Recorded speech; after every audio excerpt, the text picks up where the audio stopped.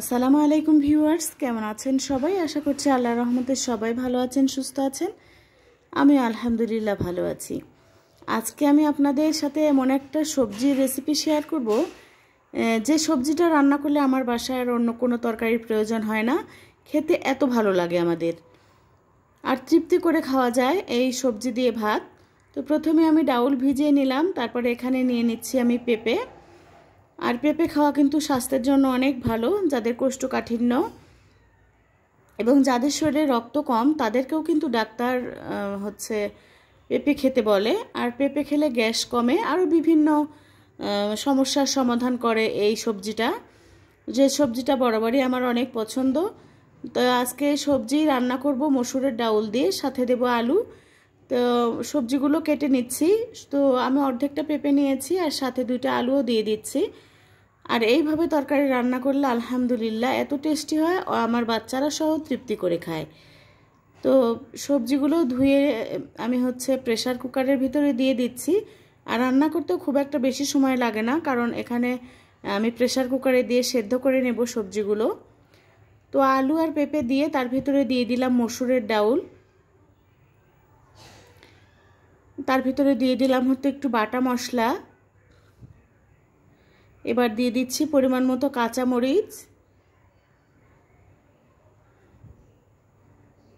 আর দিয়ে দিচ্ছি রসুন। এবার দিয়ে দিলাম হলুদের গুঁড়ো, দিয়ে দেব লবণ। তো সামান্য পানি দিয়ে, মানে যে পরিমাণ আমি ঝোল রাখবো সেই পরিমাণ পানি দিয়েই ঢাকনা দিয়ে আমি সিটি দিয়ে নেব 3 থেকে 4টা, তাতে কিন্তু সব তরকারি ডাউল সেদ্ধ হয়ে যাবে। তো যেসব ভাই বোনেরা আজকে প্রথম আমার চ্যানেলটি ভিজিট করছেন তাদের কাছেও রিকোয়েস্ট করছি, প্লিজ আপনারা আমার চ্যানেলটি সাবস্ক্রাইব করবেন, লাইক কমেন্ট শেয়ার করে দিবেন। আর আমি চাপড়ি বানানোর জন্য চাউল ডাউল ভিজিয়ে রাখলাম, সেই ভিডিওটাও একটু শেয়ার করলাম আপনাদের সাথে। তো দেখেন আমার পেঁপে সেদ্ধ হয়ে গেছে, ডাউলগুলোও সেদ্ধ হয়ে গেছে, একটু চামচ দিয়ে নেড়ে দিলাম। তো এই সবজিটা যারা এখনও খাননি তাদের কাছে আমার রিকোয়েস্ট রইল, এরকম করে রান্না করে খাবেন, আলহামদুলিল্লাহ অনেক টেস্টি হয়। আর ভাত, রুটি, পরোটার সাথেও কিন্তু খাওয়া যায় এভাবে রান্না করে। তো বলক চলে এসেছে, এখন আর একটা কাজ বাকি আছে এই সবজিটা রান্না করতে, সেটা করে নিলেই কিন্তু একেবারে রেডি হয়ে যাবে আমার সবজিটা। তো সবজিগুলো নামিয়ে নিয়ে তারপরে চুলাতে আর একটা কড়াই বসিয়ে দিয়ে তার ভিতরে পরিমাণ মতো তেল দিয়ে দিলাম। এবার দিয়ে দিচ্ছি পেঁয়াজ আর রসুন কুচি।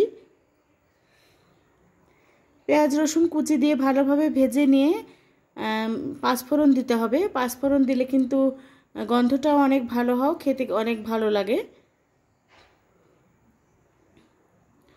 আর পাঁচফোড়নের সাথে যেহেতু মেথি, কালো জিরা থাকে, তো এটা খাওয়া স্বাস্থ্যের জন্য ভালো। তো এবার পাঁচফোড়নগুলো দিয়ে দিলাম, একটু নেড়ে একবারে ব্রাউন কালার করে নিয়েছি পেঁয়াজ আর রসুনগুলো। এবার ডাউলগুলো সাবধানে ঢেলে দিতে হবে। আলহামদুলিল্লাহ দেখেই অনেক লোভনীয় লাগছে না? তো আমার এই রেসিপিটা আপনাদের কাছে কেমন লাগলো অবশ্যই কমেন্ট করে জানাবেন। আর যদি ভালো লাগে তাহলে সাথেই থাকবেন। সাথে থাকার জন্য অনেক অনেক ধন্যবাদ।